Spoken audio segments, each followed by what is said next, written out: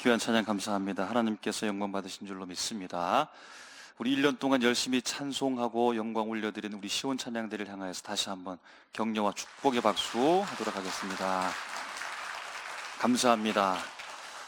여러분, 험한 세상 살아가고 계시지만 하나님께서 우리를 붙잡아 주시고 세상을 향하여서 사랑을 기대하고 많은 것을 요청하고 요구하지만 우리 마음 가운데 채울 수 없는 현실을 바라봄에도 불구하고 주님이 우리와 함께 계심으로 말미암아 든든하게 기쁜 마음으로 여기까지 잘 달려오셨습니다.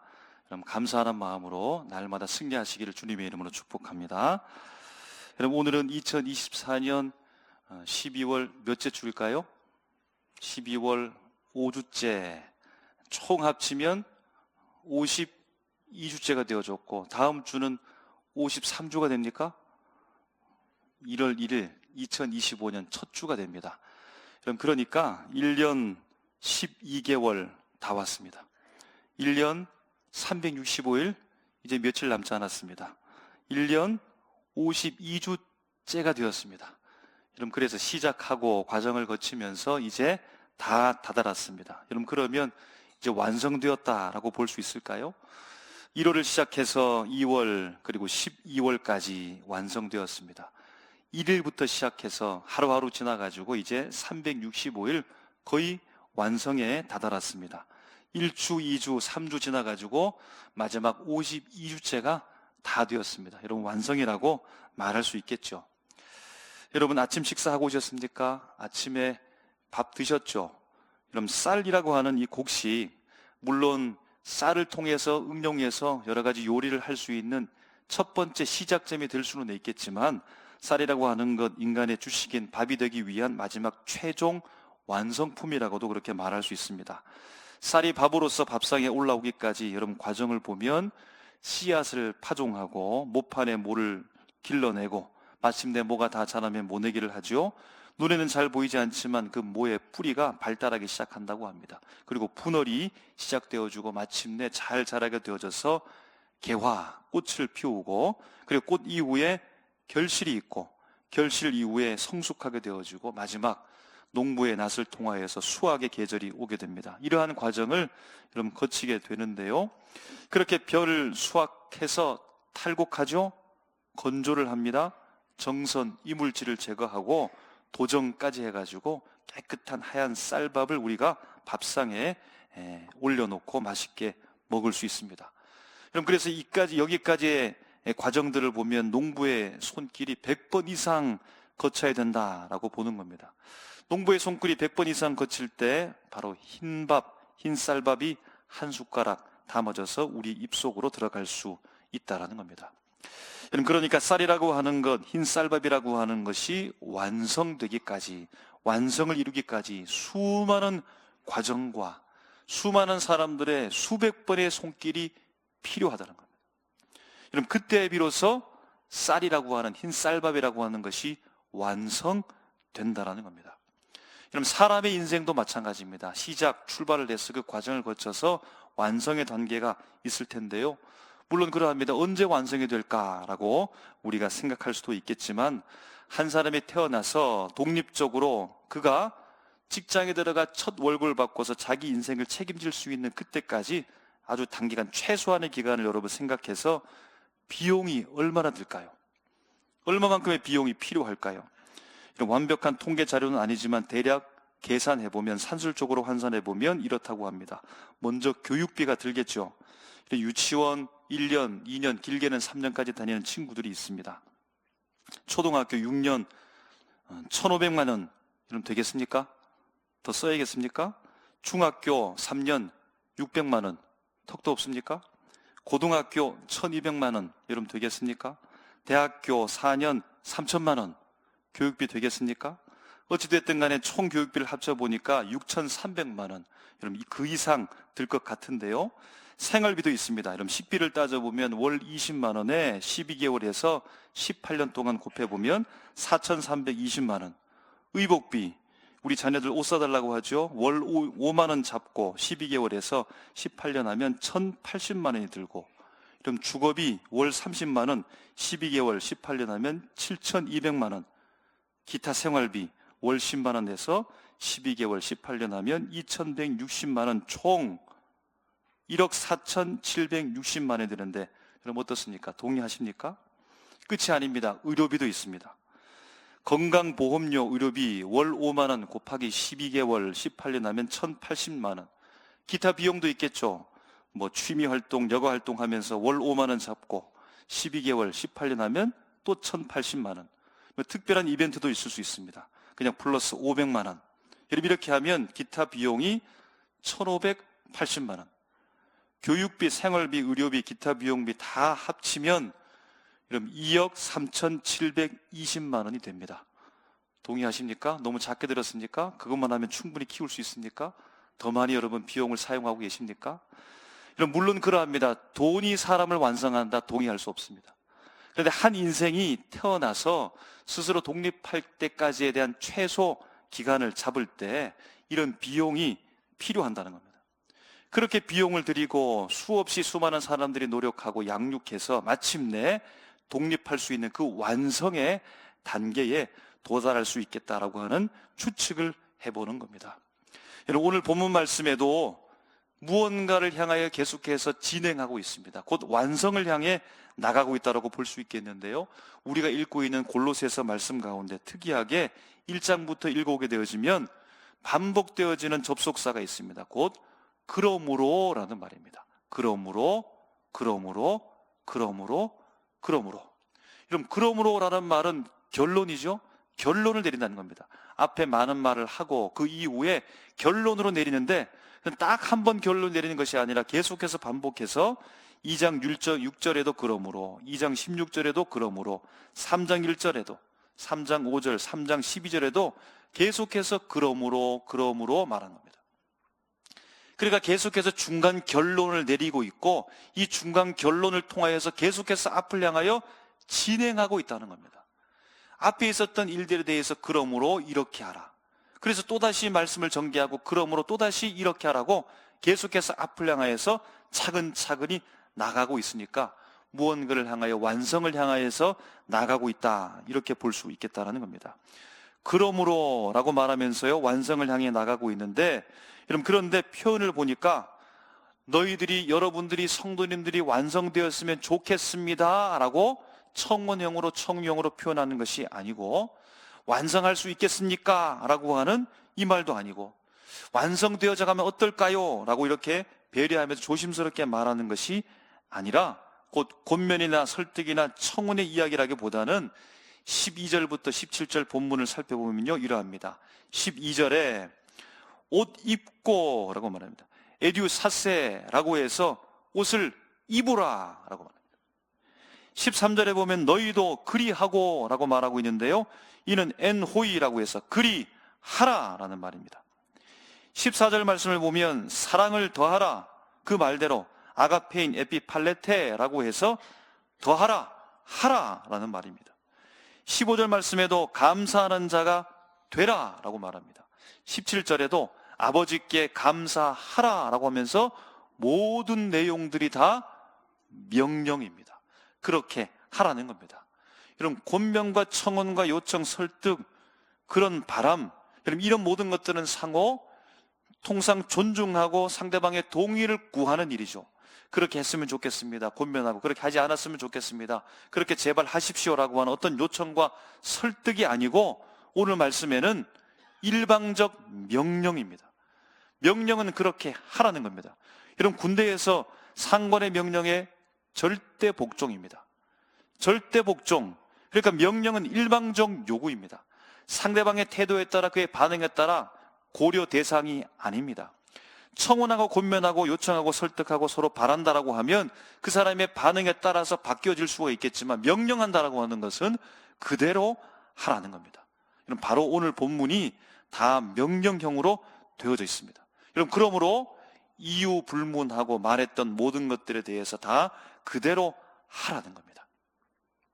오늘 본문에서 사도 바울은 하나님의 말씀을 가지고서 골로새 성도들에게 무엇을 명령하고 있을까요? 12절 말씀에 보면 이렇게 명령합니다. 긍휼과 자비와 겸손과 온유와 오래 참음을 명령합니다. 그러니까 긍휼하라는 겁니다. 자비하라는 겁니다. 겸손하라는 겁니다. 온유하라는 겁니다. 오래 참으라는 겁니다. 이것을 선택하는 것이 아니라 그대로 하라는 겁니다. 13절을 보니까요, 용납하라고 합니다. 용서하라고 명령합니다. 14절에 보니까 모든 일 가운데 사랑을 더하라고 합니다. 사랑을 더했으면 좋겠다라고 하는 선택적 문제가 아니라 반드시 사랑을 더하라고 명령합니다. 15절 말씀에 보면 평강이 너희 마음을 주장하게 하라. 평강이 너희 마음 가운데 한켠에 그냥 머물러 두는 것이 아니라 온통 그 평강이 너희 마음을 주장하게 하라고 말씀하고, 감사하는 자가 되라고 명령합니다. 17절에 보니까 무슨 일이든지 예수님의 이름으로 하고 하나님 아버지께 감사하라고 명령하고 있다라는 겁니다. 선택이 아니라 그렇게 했으면 좋겠다라고 하는 청유와 청원, 설득 요청이 아니라 반드시 그렇게 하라고 하는 명령을 하고 있습니다. 위에 많은 덕목들에 대해서 그럼 이것이 좋은 것이긴 한데 명령이라서 반드시 실행해야 될 텐데, 여러분, 그런데 문제는 과연 하나님께서 사도 바울을 통해 골로새 교인들에게 말했던 이 수많은 덕목들을 과연 실행해낼 수 있을까가 문제죠. 그렇게 살아낼 수 있을까가 문제입니다. 여러분, 진짜 생각해보면 실행 가능할까요? 어떡합니까? 그럼 조목조목 한 가지씩 한번 생각해 보시기 바랍니다. 긍휼을 말하고 있는데, 여러분, 긍휼이라고 하는 것은 다른 사람의 고통이나 어려움에 대해서 깊이 이해하고 연민하는 태도를 가질 뿐더러 단순한 동정심에 치우치는 것이 아니라 실제적 도움을 주는 행위가 바로 긍휼이라는 겁니다. 길을 걸어가고 있는 무거운 짐을 지고 있는 사람이 힘들어하는 모습을 봅니다. 그래서 아이고 어쩌나 하라고 지나가면 긍휼 있는 사람이 아닌 겁니다.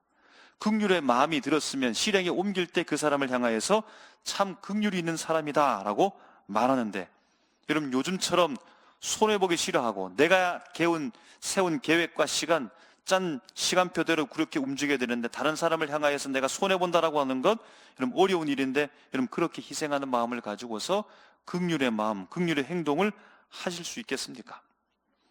자비하라고 명령하고 있는데요, 자비라고 하는 것은 다른 사람에게 친절하고 배려하는 마음과 행동입니다. 여러분, 다른 사람에게 나보다 먼저 그 사람을 생각하고 그 사람에게 친절을 베풀고 그런 마음뿐만 아니라 행동을 여러분 옮길 수 있겠습니까? 여러분, 용납하라고 하는데요, 용납은 받아들이는 겁니다. 여러분, 좋은 것만 있으면 얼마나 좋겠습니까? 충분히 받아들일 수 있겠는데 그 사람의 결점까지 받아들여야 됩니다. 그 사람 결점까지 이해해야 됩니다. 그 사람의 허물이나 실수를 내가 받아들이고 용서해야 되는데, 여러분, 그렇게 할 수 있습니까? 인내하면서 낮추는 마음으로 그를 향해서 다가갈 수가 있겠습니까? 이런 평강의 마음이 내 마음을 주장하게 하라는데요, 이런 혼란하고 불안한 이 세대 속에서, 분주한 이 시대에 이런 평강의 마음을 가지고 살아갈 수 있나요? 그럼 자신에게 있는 그 머물러 있는 정도가 아니라 이 평강이 내 마음을 완전히 지배하고 주장할 수 있도록 여러분 그렇게 살아갈 수 있습니까? 자신의 명예와 명성을 드러내고 싶어하는 이 시대에 무슨 일이든지 예수 그리스도의 이름으로 하라고 하고 있는데, 여러분, 그렇게 할 수 있겠습니까? 이것 했던 것도 주님의 이름으로, 이것 했던 것도 주님의 영광을 위해서, 내가 해왔던 모든 것들은 다 주님 때문에 한 것이라고 여러분 그렇게 고백할 수 있겠습니까? 주님의 영광만을 위해서 여러분 살아갈 수 있겠습니까? 여러분, 감사할 수 있습니까? 한 치 앞도 모를 일들이 일어나고 있는데 한결같이 하나님께 감사합니다, 감사합니다, 감사합니다. 이것도 감사하고 저것도 감사하고, 불의한 사고 속에서 갑자기 닥친 위기 속에서도 여러분 하나님께 감사하면서 한결같은 마음으로 주님 앞에 그렇게 나갈 수 있겠습니까? 오늘 본문에서 앞에서부터 그러므로 결론을 내면서 마침내 완성을 향해서 계속해서 도달하기를 계속해서 말씀하고 있는데요, 과연 그것이 여러분 가능하겠느냐라는 겁니다. 말했던 수많은 덕목들을 마침내 그러므로 하며 그 결론이 내 삶의 결론이 되어져서 그 삶을 완성할 수 있는, 마침내 완전하게 실행할 수 있는 삶을 여러분 나갈 수 있겠습니까? 1년이 365일, 12개월, 52주가 시간이 그냥 흐르기만 하면 채워지는데, 여러분, 이 삶을 내가 마침내 살아내서 완성시킬 수가 있겠습니까? 이 많은 덕목들을 여러분 골로새 교인들에게 그들의 삶 가운데 완성하라고 말씀하고 있는데요. 그럼 자신감이 생기나요? 그렇게 할 수 있겠다, 할 수 있다, 반드시 할 수 있다, 반드시 난 지킬 수 있다라고 여러분 그렇게 다짐이 생깁니까? 여러분 어떻게 하면 완성될 수 있을까요? 하나님은 우리에게, 골로새 교인들에게 이 말씀을 통해 어떻게 완성해 가시겠다는 말씀일까요? 여러분 오늘 말씀의 문장이 그러므로 라는 말씀으로 계속해서 연결되면서 꼬리에 꼬리를 무는 것처럼 다시 역으로 올라가게 되어지면 1장 말씀까지 거슬러 올라되어지고 1장 13절 말씀에 보면 이렇게 기록합니다. 주가 우리를 흑암의 권세에서 건져내사 그의 사랑의 아들의 나라로 옮기셨으니 라고 말합니다. 우리를 건져내셨고 그 건져내서 아들의 나라로 옮기셨다라고 말합니다. 그것이 바로 14절에 그 아들 안에서 우리가 속량 곧 죄사함을 얻은 것이다. 흑암의 권세 가운데서 빠진 물, 그 속에서 우리를 건져내어서 하나님의 아들 나라로 옮긴 이 사건이 바로 속량의 사건, 죄사함의 사건이라는 겁니다.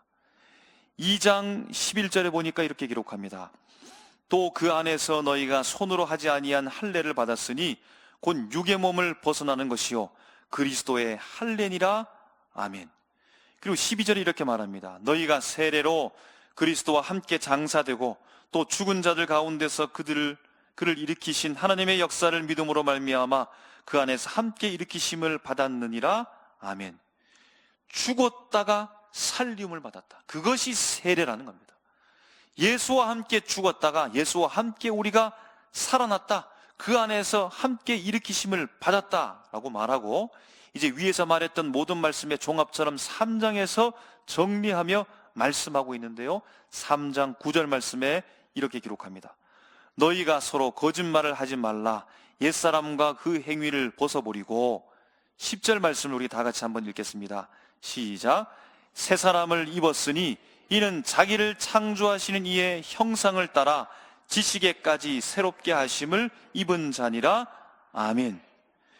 옛사람, 흑암의 권세 가운데 매여서 그 물에 풍덩 빠져 있어서 이제 익사직선에 있던, 아니 죽었던 우리를 건져내어 우리를 새 사람으로 주님께서 만들어 버렸으므로 옛사람의 행위는 다 벗어버리고 새 사람을 주님께서 입혀주셨다. 우리 속에 새로운 정체성을 주님께서 우리에게 허락하여 주셨다는 겁니다. 여러분 그렇기 때문에 이제 예수 믿고 구원받은 하나님의 백성이 되고부터는 옛사람의 모습으로 살아가는 것이 아니라 옛사람은 벗어버리고 새 사람이 되어 새 사람을 입어서 우리가 살아가고 있기 때문에 위에서 말하고 있는 수많은 덕목들을 지키는 새 사람이 되어야 된다는 말씀입니다. 옛사람이 아니라 우리는 새로운 사람, 새로운 정체성을 입고 살아가는 사람이 되기 때문에 이제 주님께서 우리에게 명령하신 그 덕목들을 실행하며 살아가야 된다라고 말씀하는 겁니다. 여러분 예수님을 믿고 새 사람이 된 것은 너무 감사한데 그렇다고 해서 내가 대단한 사람이 된 것 같지는 않은데요. 내 속에 무언가 화학적 변화가 일어나서 전에와는 완전히 다른 사람이 송두리째 완전히 바뀌어져서 특별한 사람이 된 것 같지는 않은데 말입니다. 여전히 나는 예수 믿기 이전의 생각과 비슷하고 내 마음의 모양도 비슷하며 내 육체뿐만 아니라 내가 살아가는 모든 생활 패턴도 다 똑같은 것 같은데 어떻게 수많은 덕목들을 새 사람이 되었으니까 지켜야 된다라고 말씀은 하고 있는데 이 수많은 덕목들을 어떻게 실천할 수 있겠냐 말입니다. 나는 하나도 변하지 않은 것 같은데 내 속에서 화학적 변화가 조금도 일어나지 않았고 똑같은 사람으로 살아가고 있는데 어떻게 이 수많은 덕목들을 지켜서 마침내 그러므로 하며 완성시킬 수 있는 사람이 될 수 있겠느냐라고 하는 겁니다. 이런 덕목들을 이야기하면서 그 표현에 있어서 특이한 점이 하나 발견되는데요. 새 사람으로서 덕목을 꼭 지키십시오 라고 이렇게 말씀하고 있지 않고 오늘 12절 말씀에 보면 이러한 표현을 하는 겁니다. 옷을 입으라. 옷을 입으라고 명령합니다. 긍휼과 자비와 겸손과 온유와 오래 참음에 옷을 입으라. 옷을 입듯 긍휼과 자비와 겸손과 온유와 오래 참음의 옷을 입으라 라고 명령하고 있다는 겁니다. 여러분, 다른 표현들도 많이 있는데요, 왜 하필이면 옷을 입으라고 하는 표현을 썼을까요? 우연히 쓴 표현일까요? 분명 성경의 의도를 가지고서 이 표현을 썼을 것입니다. 여러분, 한번 생각해 보시기 바랍니다. 옷을 입는다라고 하는 것은 어떤 의미일까요? 오늘 우리가 예배 올 때도 옷을 입고 오셨는데요, 평상시와 다른 옷을 입고 오셨는데, 옷을 입는다라고 하는 것은 어떤 의미를 가지고 있습니까? 이런 옷을 입는다라고 하는 것은 양쪽 측면의 동시적 변화를 드러내는 일입니다. 곧 내면과 외면의 동시적 변화를 반영하는 것이 바로 옷을 입는다라는 겁니다. 한 사람이요, 방 구석에서 나오지도 않고 거기에서 씻지도 않고 잠옷만 입고 그냥 방 안 구석에 홀로 있는 겁니다. 그럼 어떤 생각이 드나요? 그 사람이 그렇게 바깥 출입도 하지 아니하고 씻지도 않고 옷도 갈아입지 않고 그냥 헝클어진 모습으로 방 구석에 있다는 이 사실을 바라보면 어떤 마음이 드십니까? 그런데 어느 날 이 사람이 옷을 벗고 깨끗하게 씻고 양복을 쫙 빼입고 바깥으로 나오는 겁니다. 여러분, 이 광경을 보면서 사람들이 어떻게 생각할까요?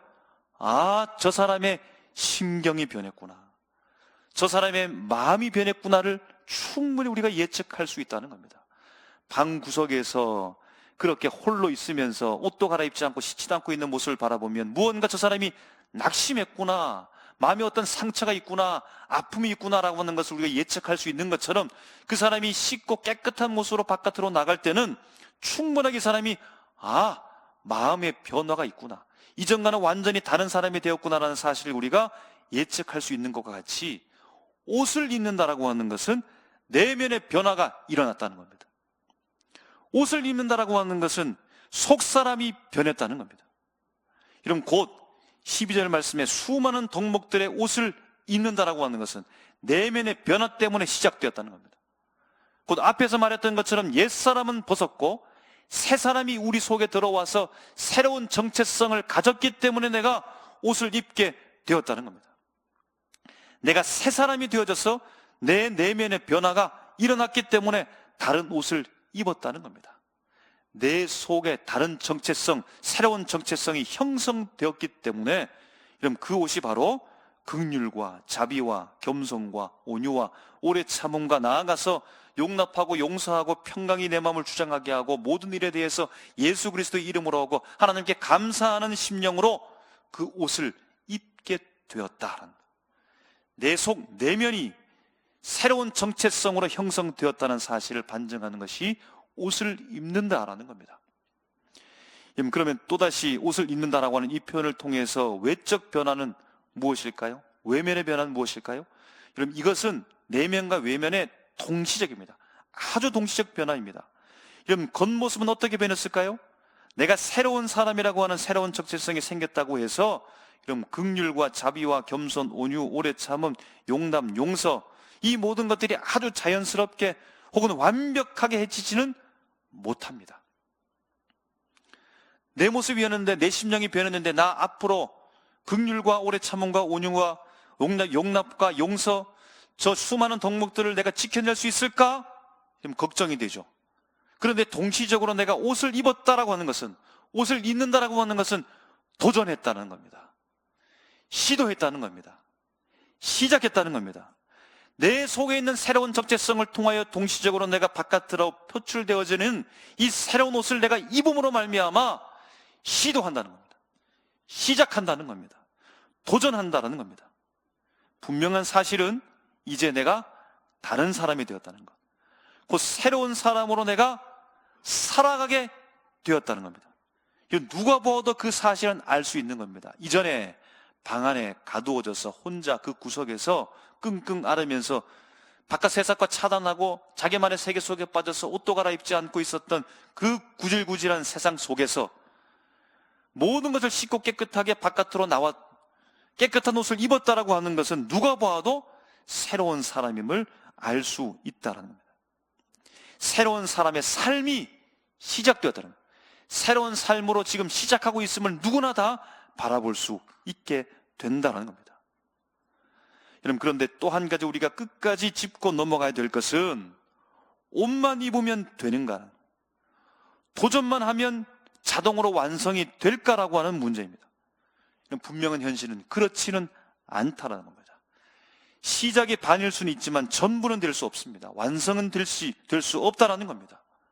여러분, 내 속에 새 사람이, 새로운 정체성이 생겨서 옷은 입었고 시작은 했지만 아직까지 완성이 되지 않아서 걱정이 되는 겁니다. 내가 과연 저 마지막 최종선까지 걸어갈 수 있을까? 뛰어갈 수 있을까? 결승선을 통과할 수 있을까?